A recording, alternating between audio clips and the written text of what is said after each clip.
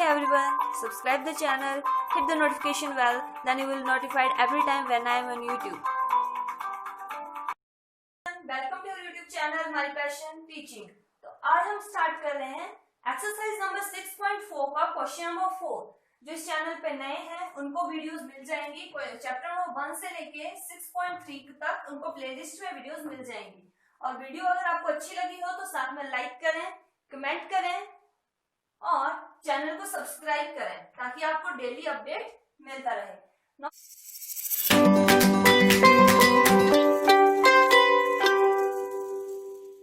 The question number 4 is, if the areas of similar triangles are equal, then you have to prove that they are congruent. अब आपके पास दिया हुआ है area, वो भी है सिमिलर ट्राइंगल। तो सिमिलर ट्राइंगल आपको फिर रिपीट करवा दूं, हम कर चुके हैं वैसे तो। कोई भी दो फिगर्स हैं, यहाँ पे ट्राइंगल्स की बात हो रही है, तो सिमिलरिटी के लिए हमें ये चेक करना होता है कि इनकी शेप सेम होनी चाहिए, साइज से हमें फर्क नहीं पड़ता है। कॉन्ग्रुएंसी आप 9th क्लास में पढ़ चुके हो, तो उसमें हमें उनकी शेप का भी फर्क पड़ता है और साइज का भी। उनकी साइज भी बराबर होनी चाहिए। ये 3 है तो ये भी 3 होना चाहिए, अगर ये 4 है तो 4 होनी चाहिए, 5 और ये 5 होनी चाहिए। ठीक है, मतलब सेम होनी चाहिए। और इस चीज में हमें इस चीज का फर्क नहीं पड़ता है सिमिलरिटी में, हम सिर्फ इसकी शेप चेक करते हैं। ठीक है, और साथ साथ हम जब भी सिमिलर फिगर ट्रायंगल्स होती है तो उनका हमें फॉर्मूला हम पढ़ चुके हैं कि अगर उनके कॉरस्पॉन्डिंग एंगल्स जो हैं वो बराबर हैं और साथ में इनकी जो साइड्स हैं उनकी रेशियोज जो हैं, उनका जो रेशियोज जो है वो इक्वल प्रोपोर्शन में होगी, तो वो फिगर्स को हम बोलते हैं या ट्रायंगल्स को हम बोलते हैं सिमिलर ट्रायंगल्स। क्या कॉन्ग्रुएंसी आप 9th क्लास से पढ़ते आ रहे हो, तो उसमें भी आपको डिटेल में मैंने बता दिया। ठीक है, तो अब हमें सॉल्व करना है। एरिया दिया हुआ सिमिलर ट्रायंगल्स का वो सेम है। ये हम area of similarity triangle theorem मैंने करवाई है आपको, वहां जाके आप चेक कर लीजिए, वो आपको दे रखा है कि सेम है। आपने सिर्फ प्रूव करना है कि ये दोनों ट्रायंगल कौन, यहाँ पे हम फिगर बना चुके हैं। अब आपके पास है कि area of similar triangles are equal, तो आप फर्स्ट ऑफ ऑल लिखेंगे area of similar triangles are equal. ये चीज हमने लिख दी गिवन में। ठीक है, सच दैट जो चीज दी हुई है उसको हम मैथमेटिकल फॉर्म में भी लिखेंगे, इनकी एरिया दिया हुआ है। So area of triangle ABC is equal to area of triangle DEF। ये चीज हमारे पास दे रखी है। ठीक है, ये हमने लिख दिया, इसको हम नंबर 1 भी लिख सकते हैं। ठीक है, नंबर 1 हमने इसको लिख दिया। Now you have to prove that. अब आपको टू प्रूव क्या करना है, आपको प्रूव करना है this two triangles ABC। Congruency का साइन आपको पता है, 9th क्लास में पढ़ा है आपने, भूल तो नहीं गए। ठीक है, एंड ट्रायंगल DEF की कॉन्ग्रुएंस है। तो हमारे पास रूल होते थे SAS, ASA, जो भी आपने कॉन्ग्रुएंसी के रूल पढ़े हैं, तो वो चीजें हमें यहाँ दिख बढ़िया। तो हम यहाँ पे दो एंगल इक्वल कर दें, ये साइड्स इक्वल कर दें, वो हम क्वेश्चन करेंगे तो आपको क्लियर दिख जाएगा। ठीक है, नाउ प्रूफ। सो आपको पता है जब भी हमारा एरिया ऑफ सिमिलर ट्रायंगल्स होता है, since area of triangle ABC divided by area of triangle DEF। आपको ऐसे ट्रायंगल हमने पीछे आपकी एरिया ऑफ सिमिलरिटी जब एरिया पढ़ा था हमने सिमिलर ट्रायंगल्स का, तो वो किसके बराबर बताते हैं हम यहाँ पे, वो होता है आपका इनमें से किसी एक साइड के बराबर मान लेते हैं। तो मैं इनके बेस के बराबर मान लेती हूँ, BC square divided by EF square.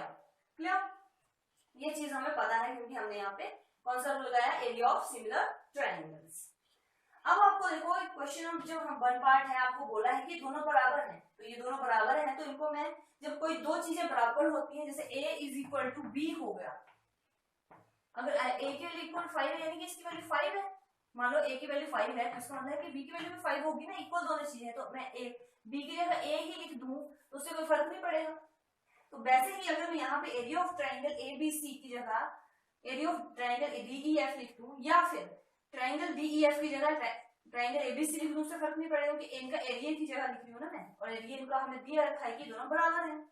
क्या, तो आपको बस क्या आ जाएगा, area of triangle ABC divided by area of triangle ABC is equal to BC square divided by EF square. इसका हमें रीजन देना है गिवन फ्रॉम 1। ठीक है, फ्रॉम 1 से हमने ये रीजन लिखा।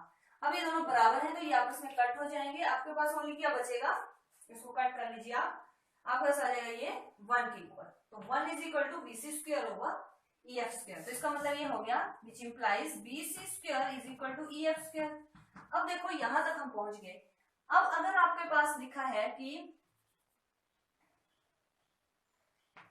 4 है वो 4 के बराबर है, या फिर अब ये बोला है कि ये दोनों बराबर है, अगर मैं इनको लिखूं 4 स्क्वायर इज इक्वल टू, दोनों साइड में स्क्वायरिंग कर दूं 4 स्क्वायर, तो अब क्या आएगा 16 इज इक्वल टू 16 आएगा, है ना।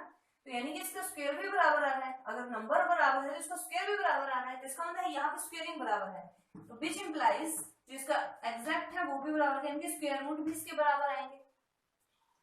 अब आपके पास BC जो है वो EF के बराबर आ गया, एक चीज तो हमने फाइंड आउट कर ली, अब हमारी साइड बराबर आ गई।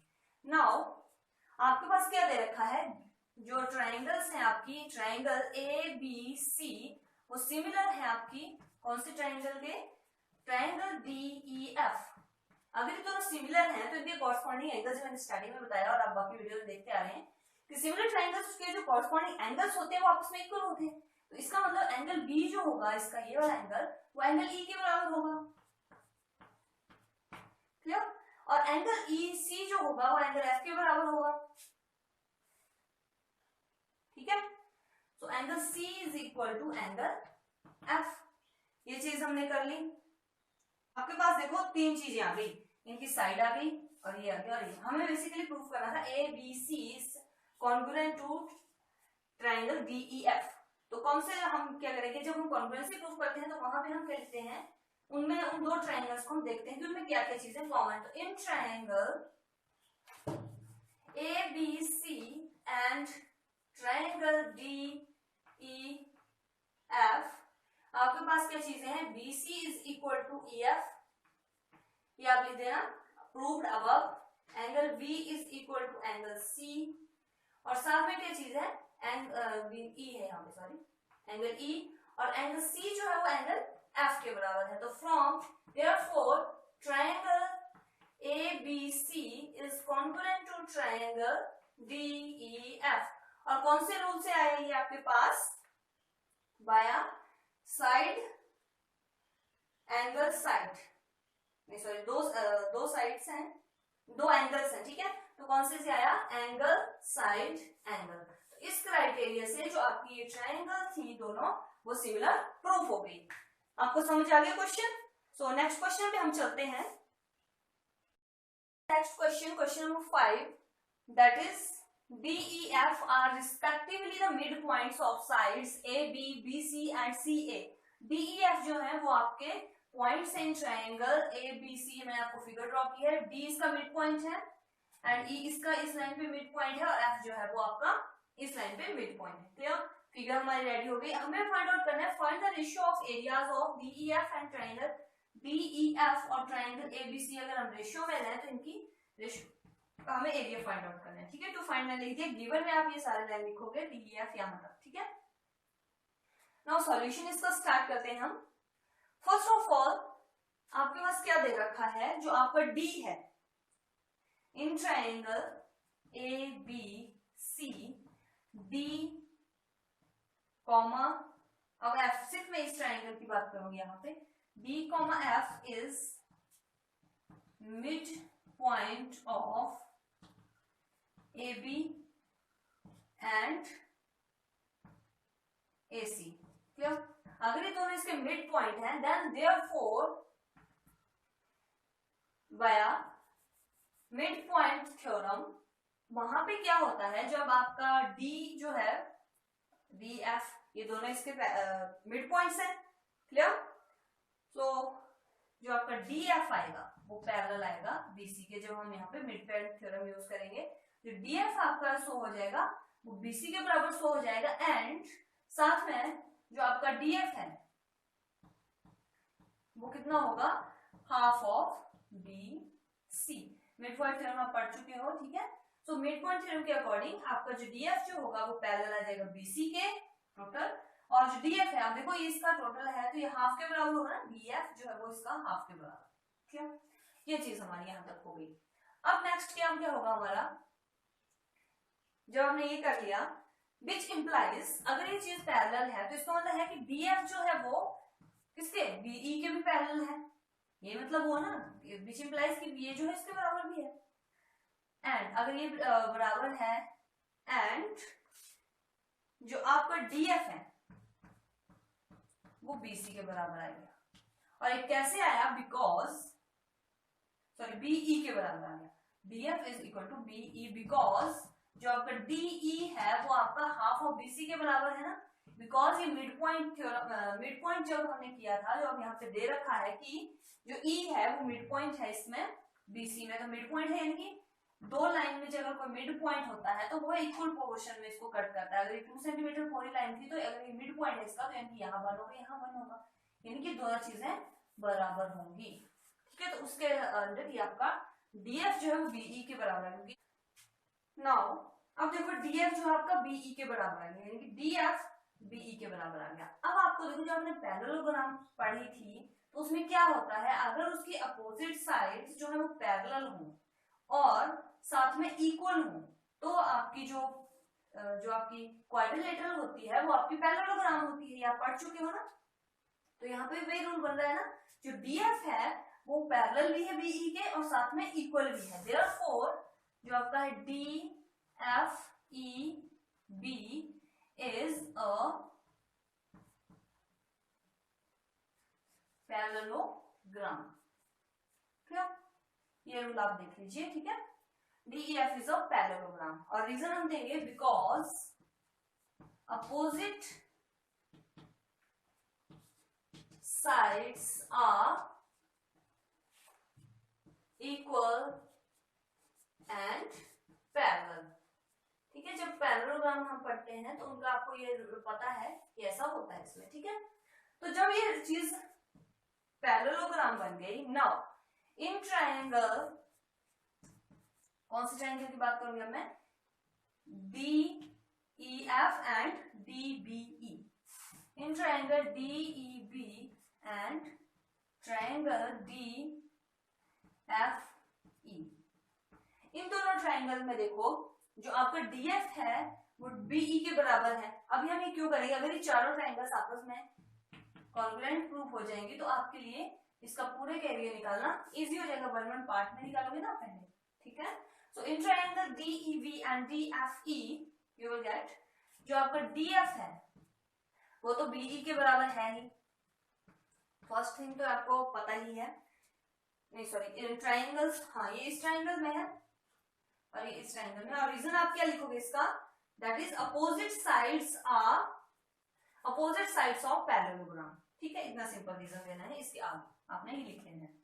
नाउ नेक्स्ट इज अब और क्या चीज कॉमन है, जो आपकी DE है वो दोनों में कॉमन है, that is DE is equal to DE, अब हम यहाँ पे लिख देंगे कॉमन, दोनों में कॉमन है ना ये, और साथ में BE जो है वो आपका FD के बराबर है, ये चीज हम लिख चुके हैं, ये हमारा हो चुका है। अब DB जो है वो ये वाला FE के बराबर है, और इसका भी रीजन हमारा सेम होगा because opposite sides of parallelogram, that is DB is equal to FE। Clear, तो इस चीज से हमें पता लग गया है कि जो आपकी ट्राइंगल आई, ट्राइंगल ADEB, एक चीज हम प्रूव कर दी हमने यहाँ पे, DEB is congruent to triangle DFE। ठीक है, तो आपकी आगे किस क्राइटेरिया से आई, साइड सिमिलरिटी क्राइटेरिया से, जो आपकी ये दोनों ट्राइंगल्स हैं वो कॉन्ग्रुएंट होंगे। नाउ इसी क्राइटेरिया से अगर मैं आपके पास ADF लूं और कोई भी ट्राइंगल ले लो आप साथ में, ADF और DEF ले लो आप, ADF इज एंड DEF, ये वाला क्राइटेरिया, इसमें भी सेम रूल होगा क्योंकि सारी आपको बताया है पैरेललोग्राम, तो इनकी सभी साइड इक्वल होंगी और साथ में एक साइड इनमें कॉमन आएगी, ये वाला ले लो, इसके साथ ये ले लो, ये ले लो, सभी में आपका कनेक्शन। तो सिमिलरली हम क्या करेंगे, यहाँ पे हम पूरा प्रूफ नहीं करेंगे, तो सिमिलरली कौन कौन से triangle ADF is congruent to triangle DEF E F, clear. और इसी क्राइटेरिया से अगर मैं यहां पे ट्राइंगल ले लूं E D E C F, ये वाला ट्राइंगल, और ई डी ई एफ, ठीक है। So triangle E is congruent to EFC, sorry, EFC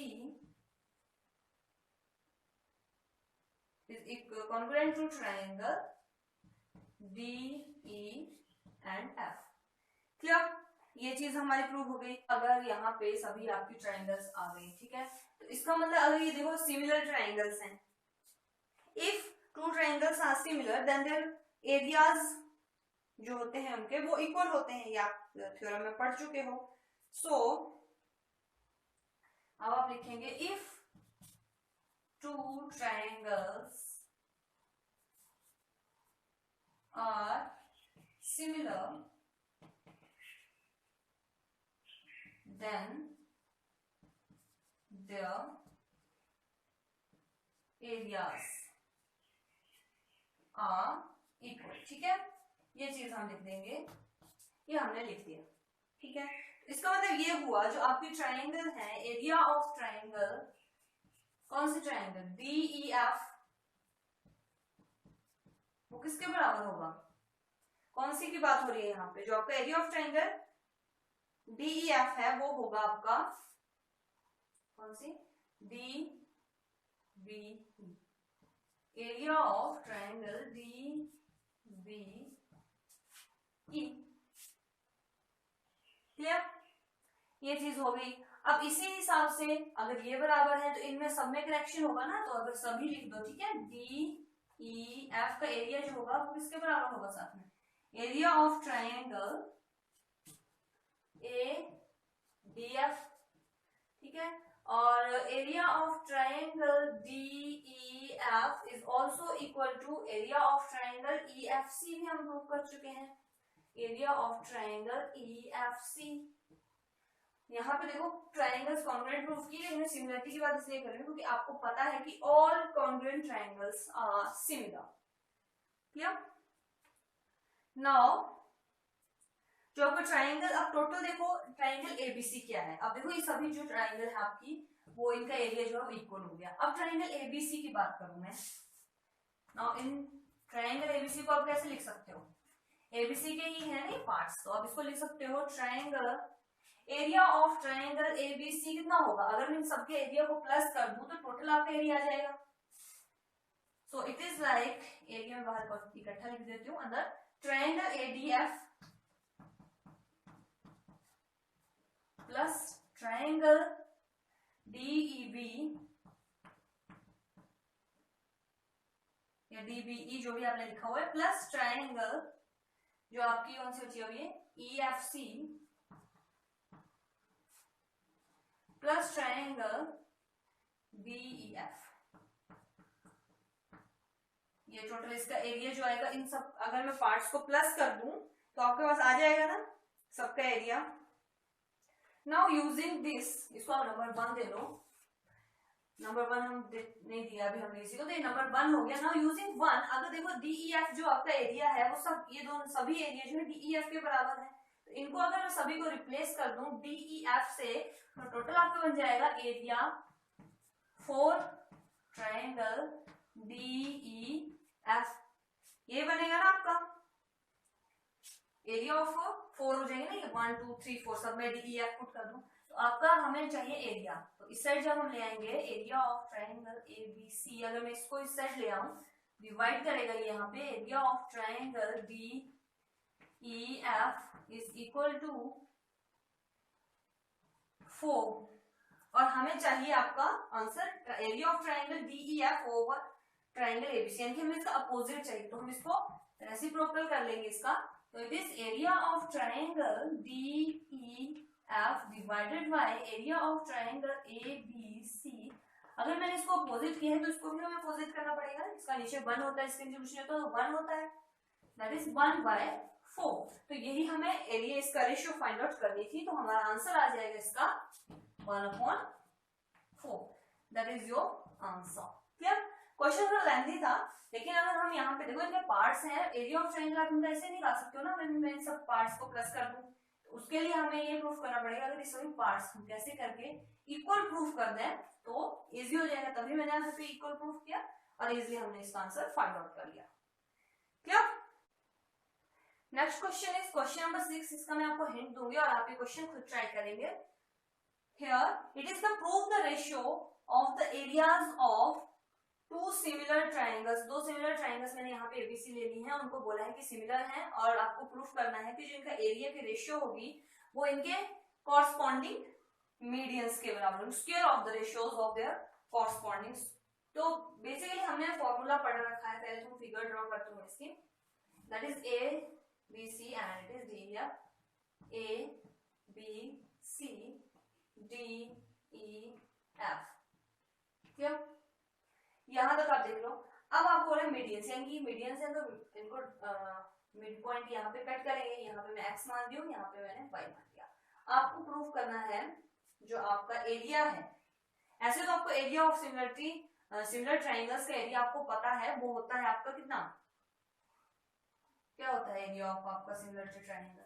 यहाँ पे देखो आपने ये चीज लिखनी है गिवन में, ये आपका हो गया ट्रू प्रूफ। अब हम यहाँ से सॉल्यूशन कैसे फाइंड करें? Area of A triangle ABC divided by area of triangle DEF.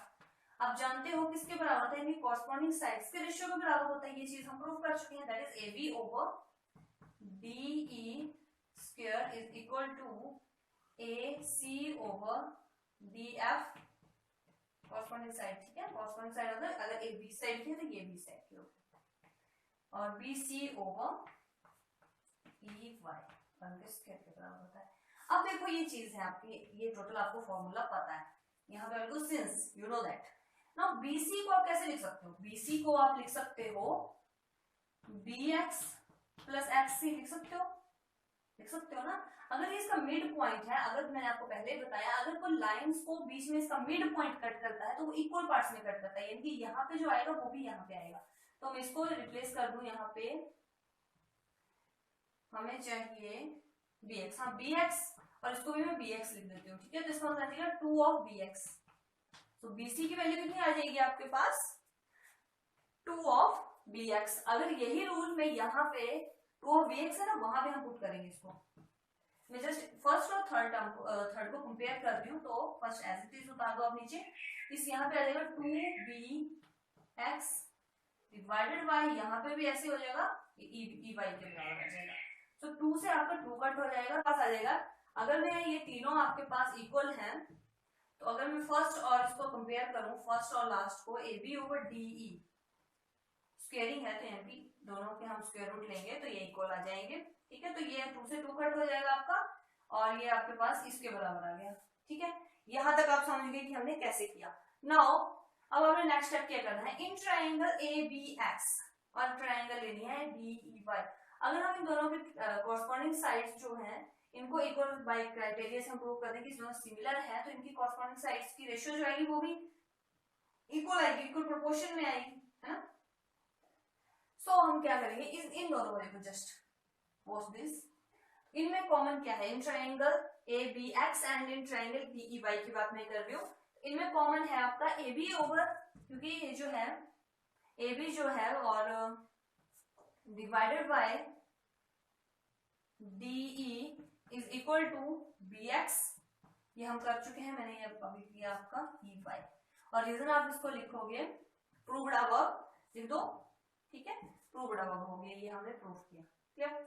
ये चीज हो गई, यानी कि हमारा एस एस आ गया, दो साइड्स की बात हो रही है ना, तो एस एस आ गया। और साथ में आपके एंगल्स जो होंगे, एंगल बी और एंगल ई जो है वो भी इक्वल होंगे। क्यों होंगे? क्योंकि इसका रीजन आप क्या लिखोगे, रीजन लिखना जरूरी है। क्लियर? इसका आप रीजन लिखोगे corresponding angles of two similar triangles, या आप डायरेक्ट लिख दो therefore because triangle ABC is similar to triangle DEF। और सिमिलर होते हैं तो आपको पता है कि इनके corresponding sides जो एंगल्स जो होते हैं वो इक्वल होते हैं। क्लियर?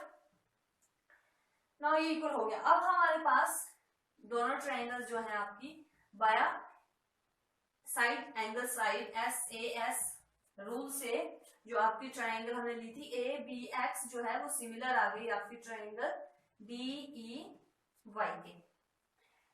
अगर ये दोनों सिमिलर ट्राइंगल्स हैं तो इनकी कॉरस्पॉन्डिंग साइड्स की, जो मैंने आपको बोला है कि सिमिलर ट्राइंगल में क्या होता है, इनकी कॉरस्पॉन्डिंग साइड्स की जो रेशियोज होती है वो भी बराबर आती है, which implies that AB divided by DE AX over DY इसके बराबर आ गया। जब ये इसके बराबर आ जाएगा फिर आपके लिए इजी हो जाएगा। आप जानते हो जब दो ट्राइंगल सिमिलर होती हैं तो उनका एरिया जो आता है वो इस फॉर्म में आता है, कॉरस्पॉन्डिंग साइड के रेशियो आपने पूरा कंप्लीट लिखना है जो कि थ्योरम है, ठीक है। तो वहां से आपके पास आ जाता है area of triangle ABC divided by area of triangle DEF is equal to AB square, है ना आपके पास, तो जस्ट मैं वही लिख रही हूँ DE square. Now AB over D हमने प्रूफ कर दिया AX ओवर DY के बराबर, तो AX ओवर DY में इसको रिप्लेस करूंगी और ये चीज इसके बराबर आ गई, यही हमने चीज प्रूफ कर रही थी, ठीक है। और इसको आप सिस्टमैटिक वे में लिख लीजिए। So this is the question number 8। आपके पास दो ट्राइंगल्स दे रखी हैं ABC और BD और साथ में बोला है कि इक्विलेटरल ट्राइंगल है और D जो है इनका मिड पॉइंट है BC का। सो एरिया ऑफ ट्राइंगल ये चीज हमने फाइंड आउट करनी है और साथ में ऑप्शन भी दे रखे हैं। पहले हम जस्ट आंसर फाइंड आउट करेंगे। तो जो चीजें आपके पास दे रखी हैं वही आप देख लीजिए। यहाँ पे आपके पास दे रखा है कि D जो है वो मिड पॉइंट है। सो D अगर मिड पॉइंट है, D is the mid point given, और ये सब आप लिख लो। वैसे ऑप्शन है, आपको जस्ट ऑप्शन करेक्ट करना है, जस्टिफाई भी करना है तो वो आप देख लीजिए। PD ऑफ ये इसका मिड पॉइंट है BC का, क्यों? अगर इसका मिड पॉइंट है तो BD is equal to DC is equal to half of BC होगा ना। ये कैसे आया देखो, आपके पास एक लाइन है, मान लो यहाँ पे BC और बोला है कि इसका मिड पॉइंट है आपका D, तो मैंने क्या लिख दिया BD is equal to DC और टोटल हम लिख सकते हैं BD जो है इतना, ये हाफ है BC का, ठीक है। तो तभी यहाँ पे ये चीज आ गई, ये चीज हमने लिख दी। अब हम मान लेते हैं जो इक्विलेटरल ट्रायंगल है उसका हम मान लेते हैं कि उसकी साइड क्या है। Now side of equilateral triangle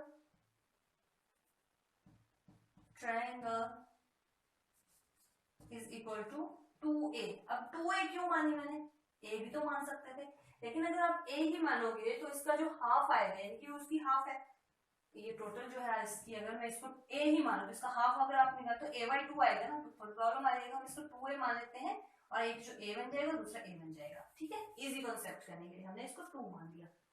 ना पहले आपके पास देखा इक्विलेटरल ट्रायंगल लिखा है, बिकॉज आपने रीजन है because ABC and BD are equilateral triangle, therefore अगर इक्विलेटरल ट्रायंगल है तो ये आल्सो सिमिलर होंगी, हम सिमिलर टू ट्रायंगल BDE। और अगर ये दोनों सिमिलर हैं तो आपको पता है जो इनका एरिया आता है कि जो रेशियो आती है उसको वो किसके बराबर होती है, उनके कॉरस्पॉन्डिंग साइड्स के रेशियो के स्क्वायर के बराबर होती है ना। तो यहाँ पे आपकी साइड आ गई AB square divided bye BD square, clear. तो हमने साइड मानी हुई है 2a, यानी कि 2a square divided bye BD की बात हो रही है ना यहाँ पे। तो BD हमारा कितना था, हमने कट किया तो a थे ना टोटल 2a में से, तो यहाँ पे आ जाएगा a square that is equal to 4a square divided by a square से स्क्वायर कट, यानी कि आपका आंसर है 4/1। तो आपका ऑप्शन नंबर कौन सा आया, option number C is your correct option. Question number 9 जो है वो है sides of two similar triangles are in the ratio. अब आपके पास साइड्स दी हुई है, साइड्स दी हुई मतलब आपके पास साइड दी हुई है कोई भी AB ओवर BC दी हुई है, वो टोटल उनकी रेशियोज दी हुई है आपके पास 4:9 में, ये इनकी साइड की रेशियो दे रखी है। तो आपको एरिया निकालना है इनका। तो आप जानते हो कि इनका एरिया कैसे निकालते हैं, सिंपल है, इजी आपको बता दूं, आपको पूरा सॉल्व करके लिखना है कि एरिया आपके पास एरिया और गिवन ये दिया हुआ है, प्रूफ आपने ये करना है। आप लोग जानते हो जब इक्वल इनकी साइड्स हैं तो इनकी बराबर आएंगी ये। फर्स्ट ऑफ ऑल आपको एक चीज प्रूव करनी पड़ेगी कि ये जो आपकी ट्रायंगल होंगी वो उनकी सभी साइड्स बराबर हैं। तो अगर ये सिमिलर ये आपके पास दे रखा है कि सिमिलर ट्रायंगल्स है तो सिमिलर ट्रायंगल की कॉरस्पॉन्डिंग रेशियोज होंगी वो इक्वल बराबर आएंगी, यानी कि 4/9 ही आएगी सभी में। और जब आप ये 4/9 सभी की आ जाएगी तो आप जानते हो एरिया ऑफ सिमिलर ट्रायंगल्स का जो रेशियोज होता है वो कॉरस्पॉन्डिंग साइड्स के स्क्वायर के बराबर होता है रेशियो के। सो एरिया कैसे निकालोगे आप इसका, वो आ जाएगा 459 होल स्क्वायर, और इसका आंसर आ जाएगा 4 का स्क्वायर होता है 16 डिवाइडेड बाय 81। तो आपका option number B is your option correct option. ठीक है, तो आज का हमारा ये सिलेबस 6.4 हमने कंप्लीट कर ली है। अगर आपको वीडियो आई थिंक समझ आ गई होगी, और अगर आपको वीडियो अच्छा लगा तो आप वीडियो को लाइक कर दीजिए, शेयर कर दीजिए और साथ में चैनल सब्सक्राइब कर दीजिए ताकि आपको डेली अपडेट सबसे पहले मिलता रहे। Thank you.